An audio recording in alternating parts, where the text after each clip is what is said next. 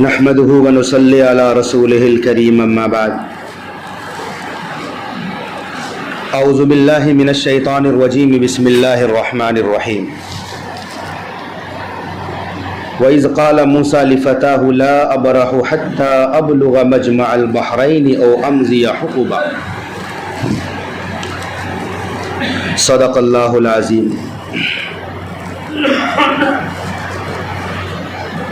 قرآن کریم کے بیچوں بیچ سورہ کہف ہے۔ سورہ کہف میں چند واقعات اللہ تعالیٰ نے بیان فرمائے ہیں، جن میں سے ایک واقعہ حضرت موسیٰ علیہ السلام کا بڑا دلچسپ واقعہ اللہ نے بیان فرمایا، جو ان کے سفر کا واقعہ ہے، اور اس واقعے کی تفسیر بخاری اور مسلم میں موجود ہے۔ ایک حدیث تو اس طرح ہے کہ حضرت موسیٰ علیہ السلام نے ایک مرتبہ اپنی قوم میں بیان کیا، تقریر کی۔ تقریر اتنی پر اثر تھی کہ سارا مجمع رونے لگا، پر اثر تقریر کی۔ تو ایک شخص نے موسیٰ علیہ السلام سے پوچھا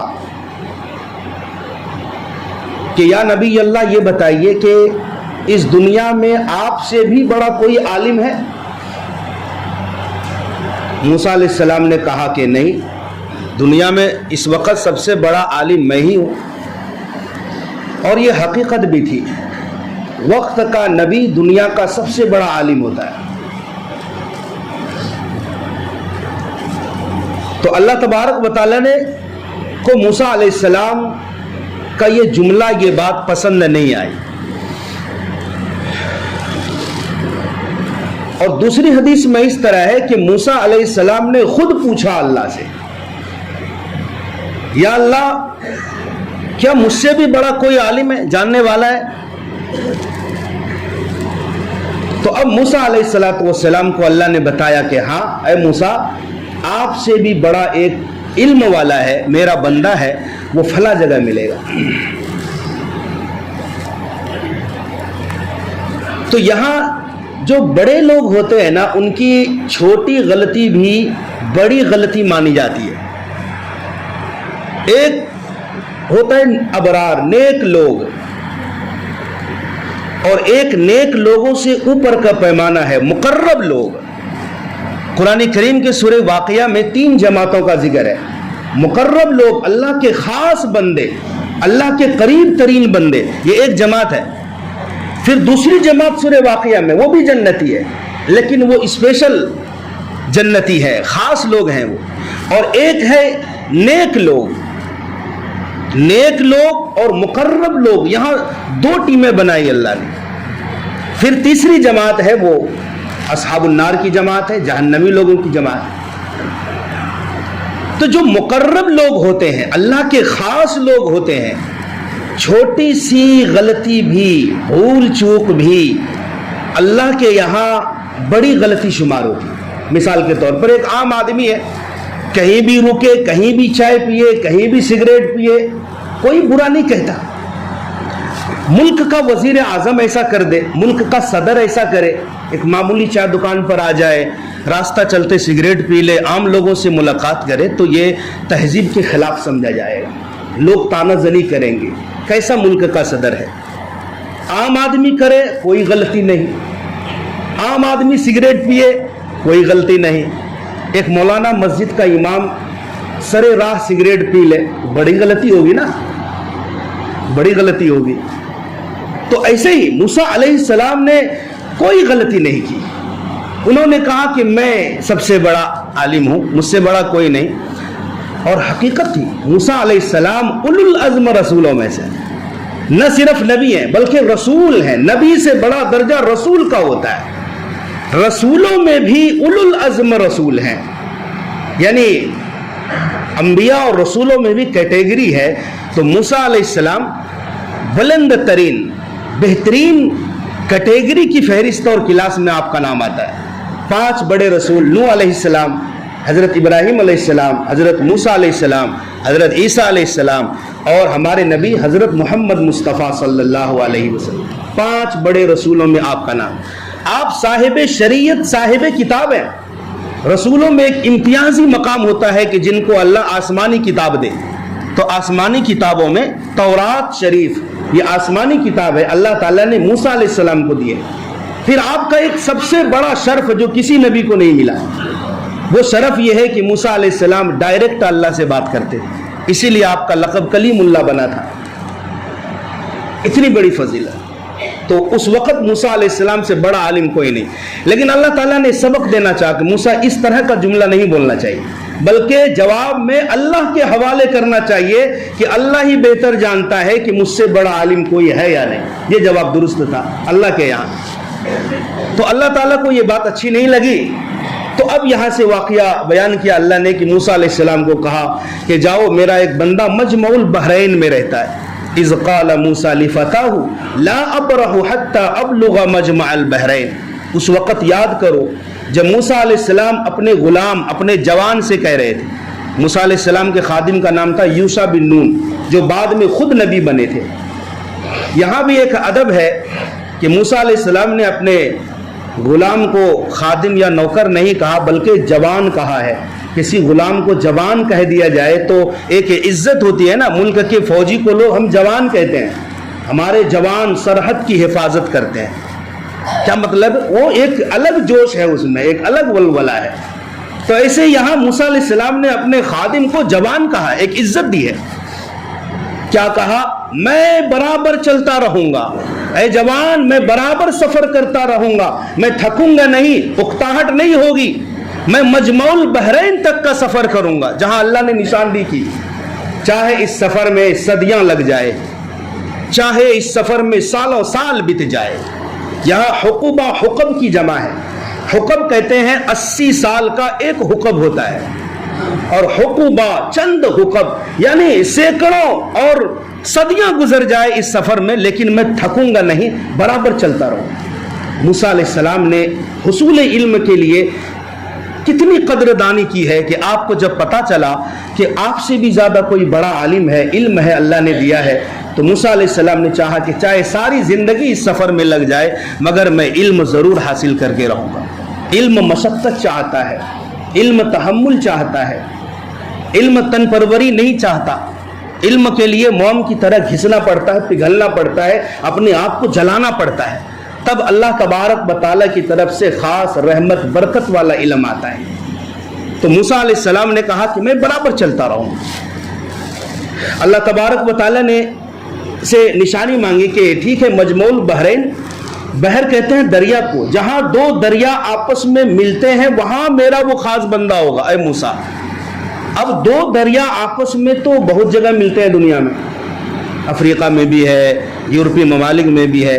اللہ تعالیٰ نے قرآن میں جو عام طور پر جو اسلوب ہے, انداز ہے واقعہ بیان کرنے کا, لوکیشن اللہ تعالیٰ نہیں دیتے, کیونکہ اس سے تم کو کوئی مقصد حل نہیں ہوگا. واقعہ سنو, اس سے جو سبق ملتا ہے, عبرت حاصل ہوتی ہے, اس کو لے لو.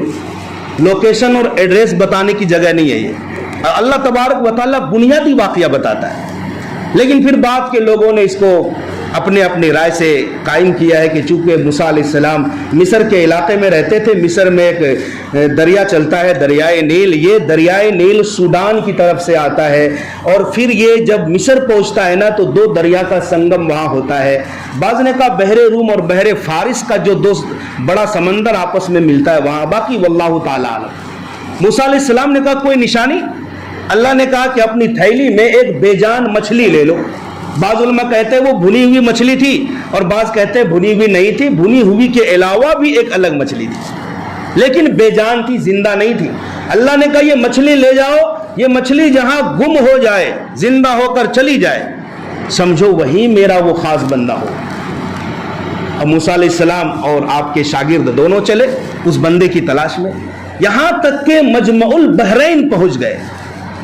فلما بلغا مجمع بینہما نسیا حوتہما, دونوں اس مقام پر جب پہنچے نا تو اپنی مچھلی کو بھول گئے. کیسے بھولے؟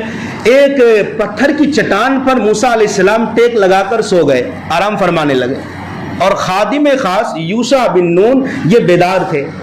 انہوں نے دیکھا کہ اچانک زنبیل میں تھیلی میں حرکت ہوئی اور وہ بے جان مچھلی زندہ ہو کر کے سمندر میں چلی گئی. ایک بڑا معجزہ ہو گیا. بے جان مچھلی ہے زندہ ہو کر سمندر میں. فَاتَّخَذَ سَبِيلَهُ فِي الْبَحْرِ سَرَبًا, اس مچھلی نے سمندر میں جو اپنا راستہ بنایا وہ سرنگ کی طرح کا راستہ بنایا. جہاں جہاں سے مچھلی پانی کے اندر گئی تو پانی کا جریان اللہ نے روک دیا, پانی آپس میں ملا نہیں, وہ سرنگ کی طرح ایک راستہ بن گیا بعد میں بھی. لیکن یوشع علیہ السلام نے سوچا کہ جب موسیٰ علیہ السلام بیدار ہوں گے نیند سے تب میں یہ سب بتاؤں گا, لیکن اللہ تبارک و تعالیٰ کو امتحان اور لینا مقصود تھا. موسیٰ علیہ السلام بیدار ہوئے تو یوشع علیہ السلام نے بتانا بھول گئے, شیطان نے بھلا دیا. تو موسیٰ علیہ السلام نے کہا چلے, پھر چلے وہاں سے. ایک دن ایک رات کا مسلسل آگے کا سفر ہوا. وہاں پر پہنچ کر موسیٰ علیہ السلام کیا فرماتے ہیں, آتینا غداءنا, کہ دوپہر کا کھانا لاؤ, اس سفر نے تو مجھے تھکا دیا ہے. جب منزل مقصود سے کوئی آگے بڑھ جاتا ہے, راستہ اور منزل بھٹک جاتا ہے کوئی انسان, تو جسمانی طور پر بھی تھکاوٹ کا احساس ہو جاتا ہے. اور جب منزل ٹھیک ہو, سمت اور رخ ٹھیک ہو, تو انسان کو تھکاوٹ کم محسوس ہوتی ہے. بہرحال تب وہاں پر یوشع ابن نون کو یاد آیا کہ اوہو, وہ تو جہاں آپ پتھر پر ٹیک لگا کر آرام فرما رہے تھے تو وہ مچھلی زندہ ہو کر پانی میں چلی گئی. موسیٰ علیہ السلام نے کہا کہ وہی تو ہماری منزل تھی, تم نے بتایا کیوں نہیں؟ کہا شیطان نے بھلا دیا.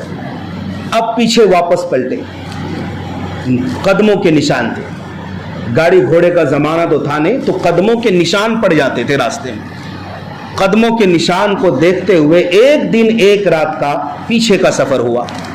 تو جب اس چٹان کے پاس پہنچے تو کیا دیکھا, ایک شخص ہے اللہ کا کوئی بندہ, سر سے پاؤں تک چادر تان کر سوئے ہوئے. اس بندے کا نام حضرت خضر علیہ السلام, خضر علیہ السلام, اور عربی میں خضر بولتے ہیں اس کو. تو خضر کا معنی ہوتا ہے ہرا بھرا, ہرا بولتے ہیں نا, گنبد خضرا, گنبد خضرا. خضرا کیوں بولتے ہیں؟ اس لیے کہ گنبد کا جو کلر ہے وہ ہرا ہے. تو ایسے کسی بھی چیز کو ہم خضرا بول سکتے ہیں جو جس کا رنگ ہرا ہے, اخضر ہرے کو بولتے ہیں.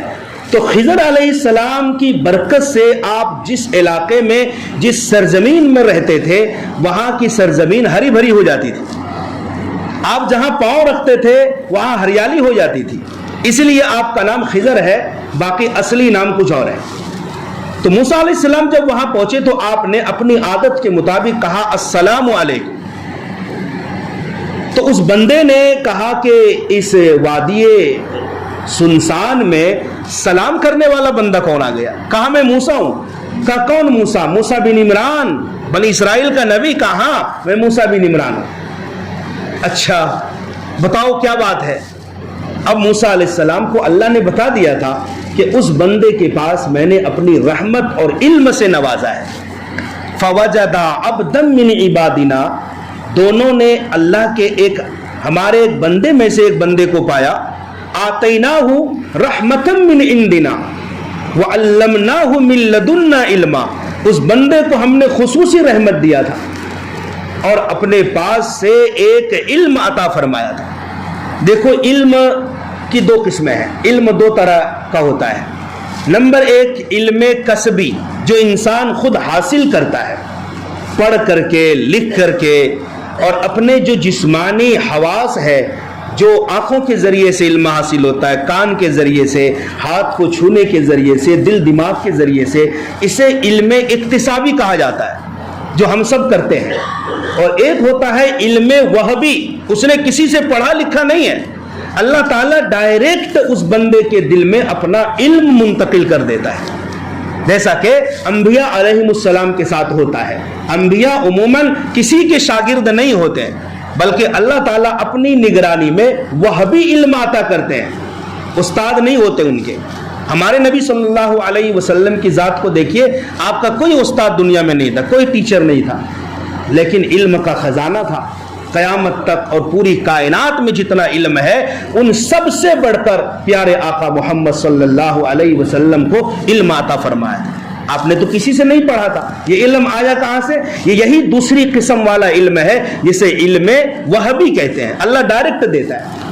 وہ جو خضر علیہ السلام تھے نا، خضر علیہ السلام جمہور علماء کے نزدیک نبی تھے، کیونکہ اللہ کہہ رہا ہے آتینا وہ رحمتم من عندنا، ہم نے اپنا خصوصی اپنی رحمت عطا کی تھی۔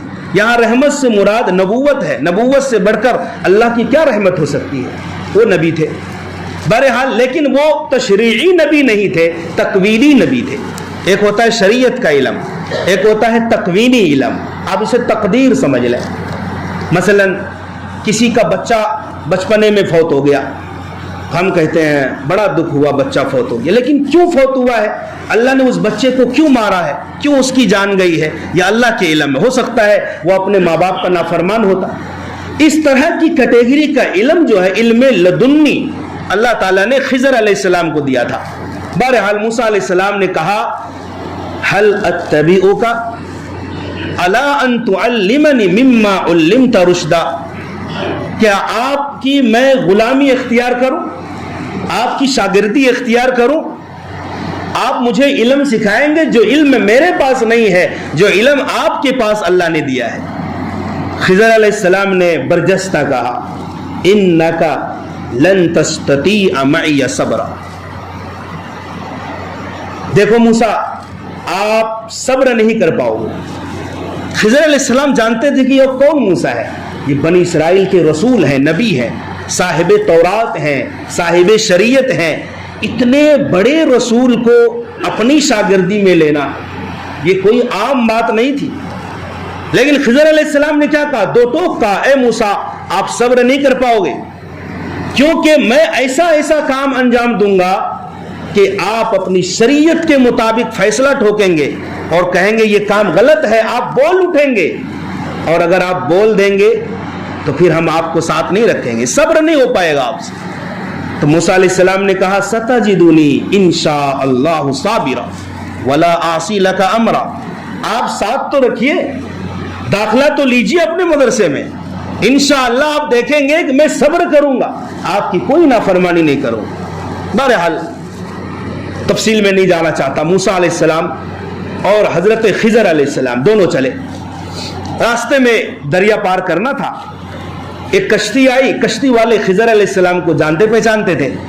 خضر علیہ السلام یہ خود انسان ہے، یاد رکھو، کوئی فرشتہ نہیں ہے، کوئی جن نہیں ہے، یہ حضرت نوح علیہ السلام کی اولاد میں تھے، اللہ نے ایک الگ طرح کا علم دیا تھا۔ تو دونوں چلے تو کشتی والوں نے دونوں کو فری میں بٹھا لیا کہ بھائی جان پہچان کے ہیں تو کیا کرایہ کیا لینا۔ تو خضر علیہ السلام اور موسیٰ علیہ السلام کا سفر ہونے لگا، راستے میں ایک چڑیا آئی اور کشتی کے کنارے بیٹھی اور سمندر سے چونچ میں ایک دو قطرہ لیا۔ تو خضر علیہ السلام نے کہا اے موسیٰ اس چڑیے نے جو قطرہ اپنی چونچ میں لیا ہے اس سمندر سے کتنا پانی کم ہو گیا؟ موسیٰ علیہ السلام نے کہا کچھ بھی نہیں، ایک نقطہ اٹھایا ہے سمندر سے۔ کہا میرا علم اور آپ کا علم، کائنات کا علم مل کر اللہ کے علم میں سے ایک قطرہ اور نقطہ بھی کم نہیں کر سکتا۔ اللہ کا اتنا علم اتنا وسیع ہے، ہمارا اور آپ کا علم کچھ بھی نہیں۔ جب منزل قریب آنے لگی تو خضر علیہ السلام نے کشتی کا ایک تختہ توڑ دیا اور سوراخ بھی کر دیا۔ موسیٰ علیہ السلام کو غصہ آیا، قال اخرقتها، اس کشتی والوں نے مفت میں ہمیں سوار کرایا اور آپ نے تختہ ہی توڑ دیا، سوراخ کر دیا، یہ آپ نے بہت غلط کام کیا ہے، لقد جئت شیئا امرا۔ تو خضر علیہ السلام بولے میں نے کیا کہا تھا؟ قال الم اقل انک لن تستطیع معی صبرا، موسیٰ بولنے کی اجازت نہیں ہے، آپ کو بولنے کی اجازت نہیں، آپ سے صبر نہیں ہو پائے گا، میں نے پہلے بھی کہا تھا۔ تو موسیٰ علیہ السلام نے کہا مجھ سے غلطی ہو گئی، آئندہ میں نہیں بولوں گا۔ فانطلقا، پھر دونوں چلے، یہاں تک کہ دیکھا کہ چند لڑکے کھیل رہے تھے، ایک خوبصورت لڑکے کو اپنے پاس بلایا خضر علیہ السلام نے اور اس کو قتل کر دیا، گردن موڑ دی، وہ لڑکا وہیں فوت ہو گیا۔ اب بھلا موسیٰ علیہ السلام کیسے چپ رہ سکتے تھے، وہ صاحب شریعت نبی تھے نا۔ موسیٰ علیہ السلام نے فوراً غصے سے کہا اقتلت نفسا زکیۃ بغیر نفس لقد جئت شیئا نکرا، آپ نے کیا کر دیا، ایک معصوم جان کو بغیر کسی جان کے قتل کر دیا. اس بچے نے کسی کو مارا بھی نہیں تھا, قتل بھی نہیں کیا تھا کہ جس کے بدلے میں قتل کیا جاتا. آپ نے ایک معصوم کی جان لے لی, یہ تو بہت ہی پورا کام کیا آپ نے. قال الم اقل لك انك لن تستطيع معي صبرا. خضر علیہ السلام بولے اے موسیٰ, میں نے کہا تھا نا کہ آپ ہرگز صبر نہیں کر پائیں گے. یہ کیا کر دیا آپ نے؟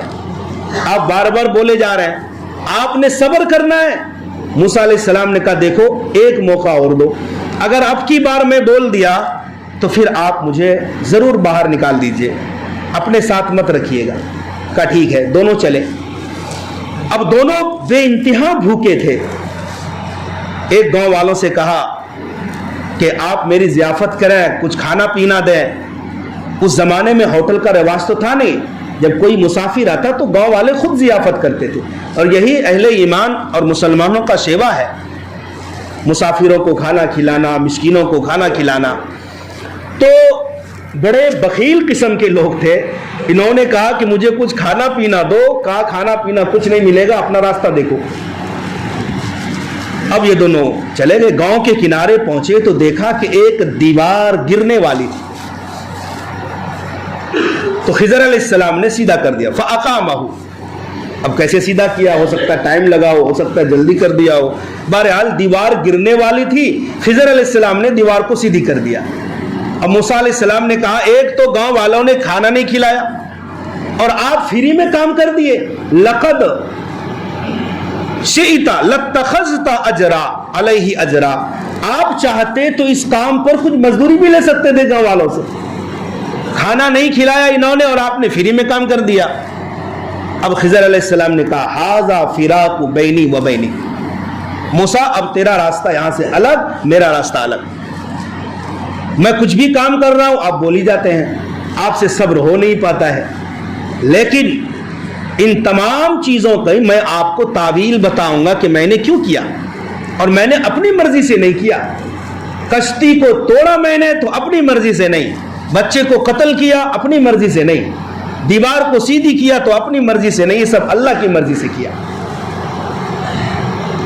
سأنبئك بتأویل ما لم تستطع علیہ صبرا. اما السفینہ, یہ جو کشتی والا معاملہ تھا نا جس کا تختہ میں توڑا, یہ مسکینوں کی کشتی تھی. مسکین کس کو کہتے ہیں؟ جس کے پاس کھانا پینا کچھ نہ ہو. دیکھو دو لفظ ہے, ایک مسکین ایک فقیر. فقیر کہتے ہیں جس کے پاس کم سے کم ایک دن کا کھانا پینا ہو, ایک دو دن کا کھانا پینا ہو, اس کو فقیر کہتے ہیں. اور مسکین کہتے ہیں جس کے پاس کچھ بھی نہ ہو, ایک وقت کا بھی نہ ہو. یہ سکن سے مسکین بنا ہے, سکن سے, جس کا معنی ہے ٹھہر جانا, زندگی ٹھہر گئی, اس کو مسکین کہتے ہیں. اب ایک پل بھی نہیں چلنے والا. تو یہ مسکینوں کی جماعت تھی. کچھ لوگ کام کرتے تھے, یہ کام کر کے مزدوری حاصل کرتے, پھر روٹی کا انتظام کرتے, پھر اپنے غریب مسکین بھائیوں کو کھانا کھلاتے تھے. فَأَرَدْتُ أَنْ أَعِيبَهَا. میں نے چاہا کہ اس کشتی کو عیبدار بنا دوں, کیونکہ یہ کشتی جدھر جا رہی تھی نا, آگے ایک بادشاہ تھا, بڑا ظالم بادشاہ, ہر اچھی کشتی کو چھین لیتا تھا. میں نے چاہا کہ تختہ توڑ دوں, سوراخ کر دوں تو یہ عیبدار ہو جائے گی, اور بادشاہ سوچے گا یہ تو عیبدار کشتی ہے, اس کو کیا لینا. بعد میں یہ لوگ جا کے اپنی کشتی کو درست کرا لیں. تو بڑے نقصان سے بچانے کے لیے میں نے چھوٹا نقصان کرا دیا. اور عقل مند وہی ہے جو بڑے نقصان سے بچنے کے لیے چھوٹا نقصان اٹھائے. بہرحال غلام لڑکا جس کو میں نے قتل کیا, اس لڑکے کا معاملہ یہ تھا کہ اس لڑکے کے ماں باپ نیک صالح تھے, اور اللہ نے مجھے بتا دیا تھا اگر یہ لڑکا بڑا ہوگا سرکش بھی بنے گا, کافر بھی بنے گا. اور ماں باپ کو اس لڑکے سے محبت تھی, کہیں محبت میں آ کے ماں باپ کافر بن جاتے, تو ماں باپ کے کفر کو بچانے کے لیے میں نے اللہ کے حکم سے اس لڑکے کو قتل کر دیا. اور اس کے بدلے میں اللہ تعالیٰ نے نیک صالح ایک لڑکی عطا فرمائی, جس لڑکی کے بطن سے متعدد انبیاء کو اللہ نے پیدا فرمایا. تو یہ اللہ کے حکم سے ہوا ہے. کہا بہرحال وہ دیوار جو گرنے والی تھی, اس دیوار کے نیچے 2 یتیم بچوں کا خزانہ چھپا ہوا تھا, اور ان بچوں کے ماں باپ نیک صالح تھے, ان کی نیکی کام آ گئی. اگر وہ دیوار گر جاتی تو بچے اتنے چھوٹے تھے کہ خزانے پر قبضہ نہیں کر پاتے، گاؤں والے لوٹ لیتے۔ جس گاؤں والوں کا یہ حال تھا کہ انہوں نے ہمیں کھانا پینا نہیں دیا، بخیل لوگ ہیں، وہ خزانے کو چھوڑتے نہیں، قبضہ کر لیتے۔ اللہ نے میرے دل میں بات ڈالی، اس کو سیدھی کرو، جب یہ بچے جوان ہو جائیں گے، عقل مند ہو جائیں گے، تو اپنے خزانے پر قبضہ کر لیں۔ اے موسیٰ، ذالک تأویل ما لم تستطع علیہ صبرا، یہ ساری وہ حقیقت ہے جس پر آپ سے صبر نہیں ہو پایا۔ ہمارے نبی حضرت محمد صلی اللہ علیہ وسلم فرماتے ہیں، کاش اگر موسیٰ اور صبر کر لیتے، کچھ اور بھی راز کی باتیں معلوم ہو جائیں۔ یہ تکوینی علم کس کو تھا؟ حضرت خضر علیہ السلام کو۔ یہ ایک راز کا علم ہے جو اللہ اور بندوں کے درمیان ہے، راز کا علم۔ یہ راز کا علم اللہ ہر کسی کو نہیں دیتا، چند بندوں کو دیتے ہیں۔ تو اس واقعے سے ہمیں یہ سبق ملتا ہے کہ ہمیں کبھی بھی انا نہیں ہونا چاہیے کہ میں ہی سب سے بڑا ہوں۔ کسی بھی فیلڈ میں جائیں، ہمیشہ انسان کو چھوٹا بن کے رہنا چاہیے۔ اپنے آپ میں یہ انا، تکبر، میں پن نہیں ہونا چاہیے، چاہے وہ عہدے کا ہو، علم کا ہو یا دنیا داری کا ہو، کہیں بھی بڑا پن نہیں ہونا چاہیے۔ دوسری بات یہ ہے کہ علم حاصل کرنے کے لیے مشقت برداشت کرنی چاہیے، بغیر مشقت کے علم نہیں آتا ہے۔ صحابہ کرام کے واقعات میں ہے، ایک ایک حدیث کا علم حاصل کرنے کے لیے مہینوں کا سفر کیا ہے، مدینہ طیبہ سے دمشق کا سفر کیا ہے، اور وہ بھی اونٹ پر سفر کیا ایک حدیث کو حاصل کرنے کے۔ تو علم حدیث اور علم قرآن اور علم شریعت، اس میں مشقت ہوتی ہے، مشقت نہیں تو علم کی روح نہیں آئے گی۔ تیسری بات یہ ہے کہ ہمیں تقدیر پر ہمیشہ راضی رہنا چاہیے، جو اللہ نے تقدیر میں لکھ دیا ہے۔ یہ کہتے ہیں نا کہ اللہ کی طرف سے اچھی بری تقدیر ہے، کسی کا بیٹا مر گیا، صبر کرو، ہو سکتا ہے اللہ تعالیٰ اس میں خیر کا کوئی معاملہ کر دے، اللہ ہی مصلحت جانے۔ یہ بالکل صحیح اور سچی بات ہے۔ جو کچھ بھی ہوتا ہے، ہمارا نقصان ہوتا ہے، ہم سمجھتے ہیں برا ہو گیا، حالانکہ ہو سکتا ہے وہ اللہ کی نگاہ میں اچھا ہو، اور کچھ ہم سمجھتے ہیں کہ اچھائی والا معاملہ ہو گیا، لیکن تمہارے حق میں اچھا ہے، اللہ جانتا ہے اچھا ہے یا نہیں۔ اللہ تبارک و تعالی ہم سب کو عمل کی توفیق عطا فرمائے۔